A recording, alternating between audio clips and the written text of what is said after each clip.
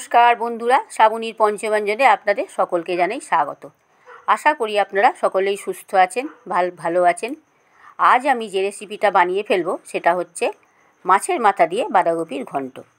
শীতকালে বিয়ে বাড়িতে দুপুরবেলায় এই মাছের মাথা দিয়ে বাঁধাকপির ঘন্ট হচ্ছে মাস্ট। চলুন তাহলে শুরু করি। দেখুন বন্ধুরা, মাছের মাথা দিয়ে বাঁধাকপি বানানোর জন্য আমি এখানে দুটো মাছের মাথা নিয়ে নিয়েছি। এই রকম মাছের মাথাই আমি বাজার থেকে কিনে নিয়ে এসেছি। ভালো করে ধুয়ে নিয়েছি, ধুয়ে এখন নুন হলুদ মাখিয়ে রেখে দিচ্ছি।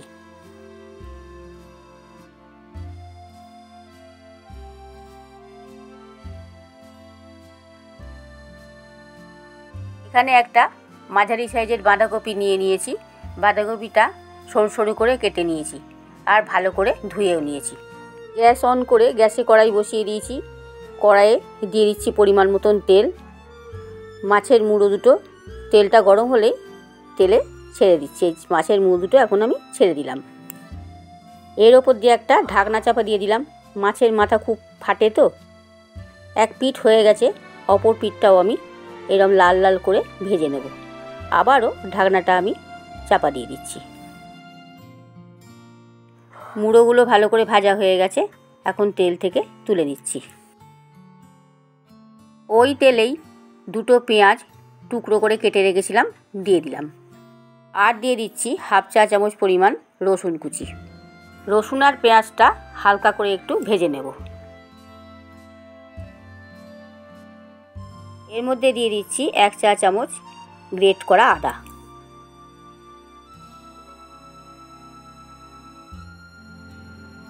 পেঁয়াজ রসুন আদা হালকা করে ভাজা হয়ে গেছে, এখন দিয়ে দিচ্ছি এর মধ্যে এই রকম টুকরো করে আলু কেটে রেখেছিলাম, এর মধ্যে দিয়ে দিলাম লাল করে ভেজে নেব বলে।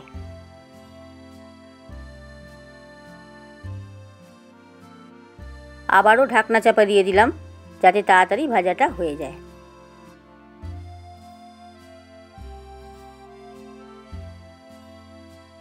আলুগুলো ভাজা হয়ে গেছে, দুটো টমেটো এরকম টুকরো করে কেটে রেখেছিলাম এর মধ্যে দিয়ে দিলাম।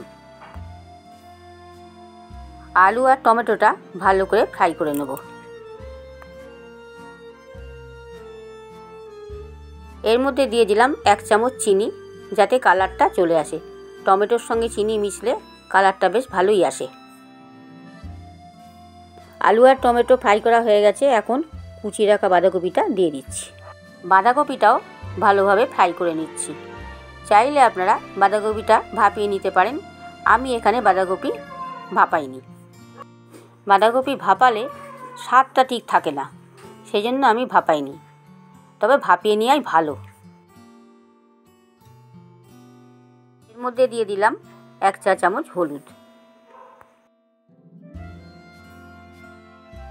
আর দিয়ে দিচ্ছি স্বাদ মতো নুন, এক চা চামচ জিরে বাটা, এক টেবিল চামচ ধনে বাটা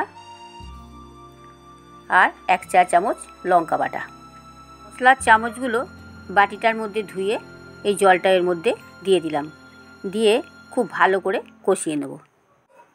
এখানে কাঁচা লঙ্কা যেগুলো লাল হয়ে যায় সেইগুলোই পেস্ট করে দিয়েছি। আপনারা চাইলে লঙ্কার গুঁড়ো ব্যবহার করতে পারেন, আমি এখানে কোনো রকম লঙ্কার গুঁড়ো ব্যবহার করিনি।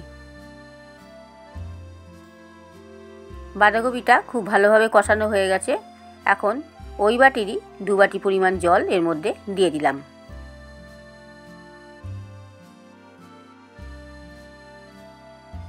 এখন 10 মিনিট মতন লো ফ্লেমে একটা ঢাকনা চাপা দিয়ে রেখে দেব।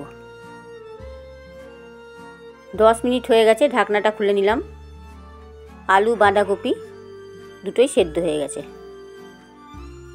আরও কয়েক মিনিট নাড়াচাড়া করে একটু ভাজা ভাজা করে নেব।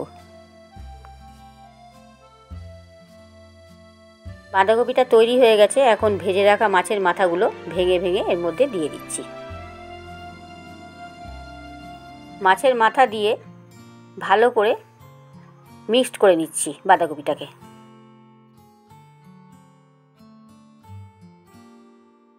এখন এর মধ্যে দিয়ে দিচ্ছি এক চা চামচ পরিমাণ গরম মশলার গুঁড়ো।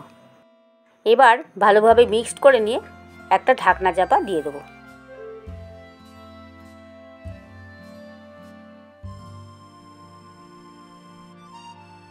মাছের মাথা দিয়ে বাঁধাকপির ঘন্ট সম্পূর্ণ রেডি। এখন আমি সার্ভ করে নিচ্ছি।